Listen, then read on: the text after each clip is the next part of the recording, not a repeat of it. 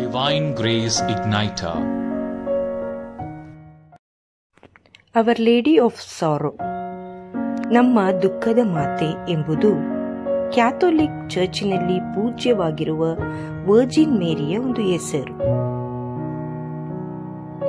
ಈ ಹೆಸರಿನ ಮೂಲಕ ಮೇರಿಯು ತನ್ನ ಮಗನಾದ ಯೇಸು ಕ್ರಿಸ್ತನ ಜೀವನ ಮತ್ತು ಮರಣದ ಸಮಯದಲ್ಲಿ ಅನುಭವಿಸಿದ ಮಹಾ ದುಃಖವನ್ನು ನೆನಪಿಸಿಕೊಳ್ಳಲಾಗುತ್ತದೆ. ನಮ್ಮ ದುಃಖದ ಮಾತೆಯನ್ನು ಸಾಮಾನ್ಯವಾಗಿ 7 ದುಃಖಗಳ ಮೂಲಕ ಚಿತ್ರಿಸಲಾಗಿದೆ. ಮೊದಲನೆಯದಾಗಿ ಸಿಮಿಯೋನ್ ಪ್ರವಾದಿಯ ಭವಿಷ್ಯವಾಣಿ. ಯೇಸುವನ್ನು ದೇವಾಲಯದಲ್ಲಿ ಅರ್ಪಿಸಿದಾಗ ಸಿಮಿಯೋನ್ ಎಂಬ ವೃದ್ಧನು ಈ ರೀತಿಯಾಗಿ ಹೇಳಿದರು: ಯೇಸು ವಿವಾದದ ಗುರುತು ಆಗುವನು ಮತ್ತು ಮೇರಿಯ ಹೃದಯವು ಕತ್ತಿಯಿಂದ ಹಿರಿದಂತೆ ನೋವು ಅನುಭವಿಸುವುದು ಎಂದು ಹೇಳುತ್ತಾರೆ. ಇನ್ನು ಎರಡನೆಯದಾಗಿ ಈಜಿಪ್ಟಿಗೆ ಓಡಿ ಹೋಗುವುದು. ರಾಜ ಹೆರೋದನು ಯೇಸುವನ್ನು ಕೊಲ್ಲಲು ಯತ್ನಿಸಿದಾಗ ಯೂಸುಫ್ ಮತ್ತು ಮೇರಿಯು ಯೇಸುವಿನೊಂದಿಗೆ ಈಜಿಪ್ಟಿಗೆ ಪಲಾಯನ ಮಾಡುತ್ತಾರೆ. ಮೂರನೆಯದಾಗಿ ಯೇಸು ಕಾಣೆಯಾಗುವುದು. ಜೆರುಸಲೇಮ್ಗೆ ಪ್ರಯಾಣಿಸಿದಾಗ 12 ವರ್ಷದ ಯೇಸುವು ಕಾಣೆಯಾಗಿ 3 ದಿನಗಳ ನಂತರ ದೇವಾಲಯದಲ್ಲಿ ಸಿಗುತ್ತಾರೆ. ನಾಲ್ಕನೆಯದಾಗಿ ಯೇಸು ಶಿಲುಬೆಯನ್ನು ಹೊತ್ತುಕೊಂಡು ಹೋಗುವುದನ್ನು ನೋಡುವುದು.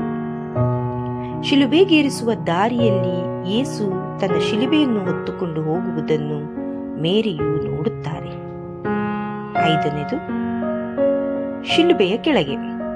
ಯೇಸು ಕ್ರಿಸ್ತನ ಶಿಲುಬೆಯ ಕೆಳಗೆ ನಿಂತು ಅವರ ಮರಣವನ್ನು ಮಾತೆ ಮರಿಯಮ್ಮನವರು ನೋಡುತ್ತಾರೆ.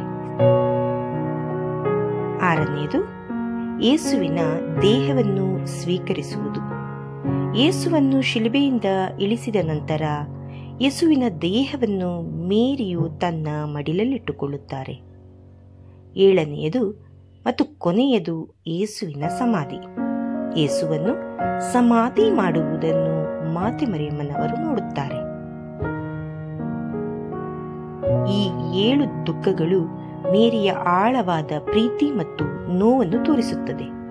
ಈಕೆಯು ಮಗನ ರಕ್ಷಣೆಗಾಗಿ ಮತ್ತು ಮಾನವ ಕುಲದ ರಕ್ಷಣೆಗಾಗಿ ಅನುಭವಿಸಿದ ದುಃಖವನ್ನು ಈ ಹೆಸರಿನ ಮೂಲಕ ಗೌರವಿಸಲಾಗುತ್ತದೆ, ಅಂದರೆ ದುಃಖದ ಮಾತೆಯನ್ನಾಗಿ.